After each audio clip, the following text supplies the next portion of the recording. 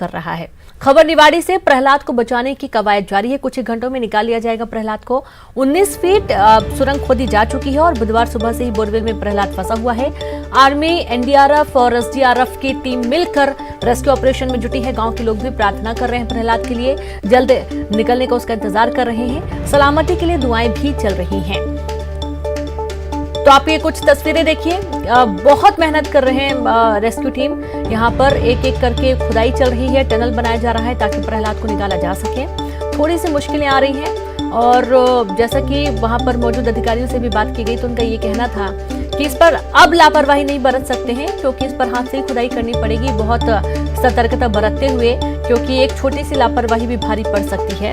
इतनी मेहनत की गई है और एक एक करके पानी भी निकल रहा है वहां पे। अब इसलिए भी लोगों को थोड़ा सा दिक्कत हो रही है, लेकिन फिर भी सुरंग को खोदा जा रहा है और सुरंग जैसे ही खुदेगा टनल बनाते हुए यहाँ से प्रहलाद को निकाला जाएगा। तो कुछ ही दूरी बची है, 19 फीट तकरीबन सुरंग खोदी जा चुकी है।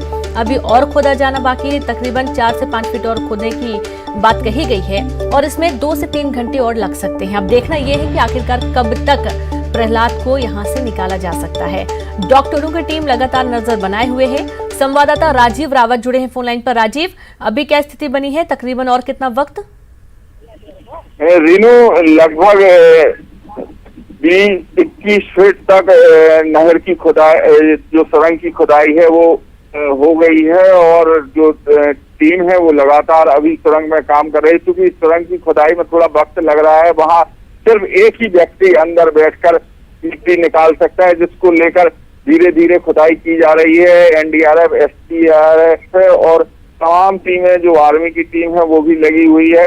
संभवतः थोड़ी देर बाद जो नहर है, जो कैनाल, जो सुरंग है वो खुद पूरी हो जाएगी और जो रेस्क्यू है उसका, जो प्रहलाद पिछले 70 घंटे से बोरवेल में फंसा हुआ है, उसको निकालने की कवायद शुरू हो जाएगी।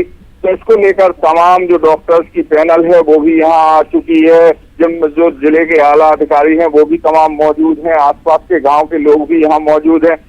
सभी लोग यही दुआ कर रहे हैं कि जो प्रहलाद 70 घंटे से बोरवेल में फंसा हुआ है वो कब बाहर निकले। उसको ये उसकी जो देखने के लिए सभी लोग यहाँ पे खड़े हुए हैं।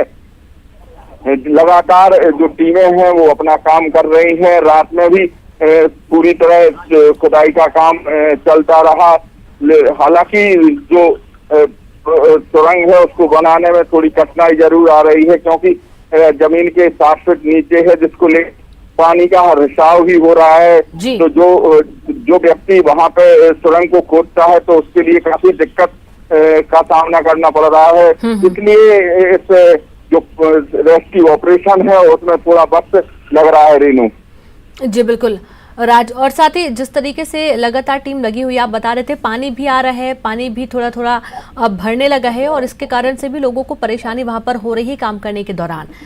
तो उस स्थिति के साथ साथ अभी किसी अधिकारी से आपकी बात हुई है और कितना ज्यादा, चूंकि जिज्ञासा यही है राजीव सभी के मन में, 70 घंटे से ज्यादा का वक्त हो चुका है और अभी भी प्रहलाद आंखों के सामने नहीं है। दूरी कितनी है अभी उस तक पहुंचने के लिए? रीनू, 3 से 4 फीट की दूरी है जहाँ पे प्रहलाद अभी बोरवेल में फंसा हुआ है पिछले 70 घंटों से। तो जैसे ही 3 फीट की दूरी कवर हो जाएगी उसके बाद प्रहलाद तक पहुंचा जाएगा। क्योंकि पहले तो जो टेक्निकल की टीम है जो करीब 200 फीट तक जो बोरवेल गया हुआ है, तो सबसे पहले जो एनडीआरएफ की टीम है उस बोरवेल के को बंद करने की कोशिश करेगी और इसके बाद ऊपर से प्रहलाद को निकालने की कोशिश की जाएगी, ताकि प्रहलाद नीचे और गड्ढे में ना चला जाए। इस बात का सबसे ज्यादा ध्यान रखने की जरूरत है। बहुत शुक्रिया आपका राजीव, आप नजर बना के रखिए, आगे भी आपसे जानकारी लेते रहेंगे। तो लगातार कोशिश की जा रही है, एहतियात बरतते हुए सतर्कता के साथ मिट्टी निकाली जा रही है। थोड़ी ही दूर बाकी है जिसमें तकरीबन 3 से 4 घंटे और अभी लगने हैं। चलिए अब बात करते हैं कृषि कानून पर केंद्रीय मंत्री नरेंद्र सिंह तोमर का क्या कहना है। न्यूज 18 से एक्सक्लूसिव बातचीत में न्यूज 18 पर बोले कृषि मंत्री नरेंद्र सिंह तोमर, हम किसानों से मुलाकात के लिए तैयार हैं, किसानों से आधी रात को भी बात करने के लिए तैयार हैं। नए कानून से किसानों का फायदा, किसान अच्छी कीमत पर फसल बेच सकेगा। कांग्रेस को पीएम के लोकप्रियता का डर है, पंजाब का किसान कानूनों को समझ रहा है। मैं किसानों से आधी रात को भी बात करने के लिए तैयार हूँ। पंजाब में अभी भी एमएसपी पर ही खरीदी हो रही है। कृषि मंत्री ने कहा, एमएसपी है और जारी रहेगी। कोई भी विधानसभा केंद्र के कानूनों को खत्म नहीं कर सकती है। कृषि कानून पूरे देश में लागू हो चुकी है। माननीय खेतीबाड़ी मंत्री नरेंद्र सिंह तोमर साहब, बहुत बहुत स्वागत। धन्यवाद जी। तोमर साहब, सब तो पहला मेरा सवाल है कि इस ਵੇਲੇ सरकार सोच की रही है जिस तरीके ਦੇ ਨਾਲ किसान लगातार 1 महीने तो पंजाब च धरने ते बैठे हुए हैं, सरकार इस ਵੇਲੇ की सोच रही है? देखिए, केंद्र सरकार ने जो नए कृषि सुधार बिल लाए हैं वो किसान के जीवन स्तर में क्रांतिकारी बदलाव लाने वाले हैं। हमने ट्रेड बिल में ये प्रावधान किया है कि किसान अपने घर से भी अपना उत्पादन किसी भी जगह किसी भी व्यक्ति को मनचाही कीमत पर बिना किसी टैक्स के बेच सकता है। इसमें किसी किसान को क्या आपत्ति हो सकती है? जो टैक्स उसको लगता है वो टैक्स उसका फ्री हो जाएगा। वो चाहे तो अपने घर से भी बेच सकता है, चाहे तो मंडी में भी जा सकता है। हमने अपने कानून के माध्यम से उसको एक विकल्प दिया है। दूसरा, जो किसान का खरीद बिक्री होगा उसका 3 दिन के अंदर उसको पेमेंट करना पड़ेगा, ये कानून में प्रावधान किया है। तो अब 3 दिन के अंदर किसान को अगर पेमेंट मिल जाए तो इसमें किसान को क्या परेशानी हो सकती है? तीसरा, इस कानून के बाद बहुत सारे इलेक्ट्रॉनिक प्लेटफॉर्म खड़े होंगे जिनसे घर बैठे किसान को देश भर का भाव मालूम होगा और वो पंजाब में बैठकर भी कलकत्ता और हैदराबाद का भाव देख सकता है और वहाँ पर अपने उत्पादन को वो चाहे तो पंजाब में ही बैठकर बेच सकता है, अगर उसे लगता है कि उसको उसकी अच्छी कीमत मिल रही है।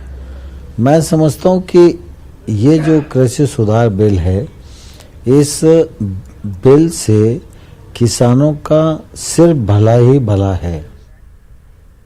ब्रेक के बाद एक बार फिर से आप सभी का स्वागत है। आरिफ मसूद की जमानत अर्जी पर सुनवाई आज जिला अदालत में दायर की है। अग्रिम जमानत याचिका धार्मिक भावनाएं भड़काने के मामले में केस दर्ज हुआ है। फ्रांस के राष्ट्रपति का विरोध में जलाया था पुतला, इकबाल मैदान में इकट्ठा हुई थी भीड़ और इसके बाद ये पूरा मामला अब सामने आया है। और जैसा कि आपको मालूम है कि इंदौर में आरिफ मसूद के जो कॉलेज है, स्कूल है, जिसमें अतिक्रमण जितनी जमीन पर किया गया था वहां पर तोड़फोड़ भी हुई थी और ऐसा कहा जा रहा था कि ये इसी कारण से इनके खिलाफ कार्रवाई हुई है।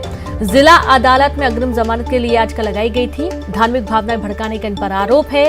फ्रांस के राष्ट्रपति का विरोध किया था और उनका पुतला भी जलाया गया था। इकबाल मैदान में काफी भीड़ भी इकट्ठा हो गई थी इस दौरान। और जैसे कि आपको मालूम है, हाल ही में बाबा महाकाल के दर्शन करने पहुंचे थे फ्रांस के राष्ट्रपति और उस दौरान वहां पर भारी पुलिस बल भी तैनात किया गया था और मीडिया को भी इस कवरेज से दूर रखा गया था, क्योंकि जिस तरीके से आरिफ मसूद ने भड़काऊ भाषण दिए थे, इकबाल मैदान में भीड़ इकट्ठा हुई थी, उसके बाद से तमाम एहतियात बढ़ती जा रही थी। और ज्यादा जानकारी के साथ संवाददाता जितेंद्र जुड़ गए हैं। जितेंद्र, आरिफ मसूद की जमानत अर्जी पर आज सुनवाई होनी है, पूरी जानकारी दें।